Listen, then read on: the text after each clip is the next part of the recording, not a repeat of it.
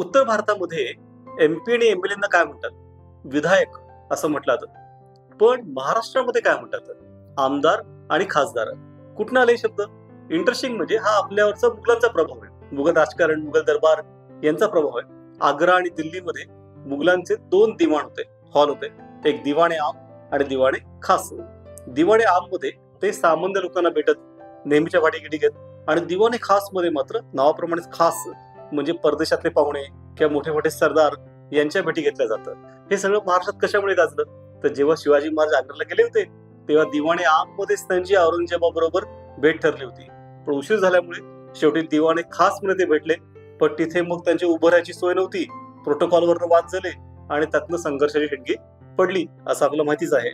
तर अशा प्रकारे दिवाणे आम आणि दिवाणे खास हे आता महाराष्ट्र संस्कृतीमध्ये रुजले आहेत. खासेराव, खाशी स्वारी असं आपण म्हणतो नाही का?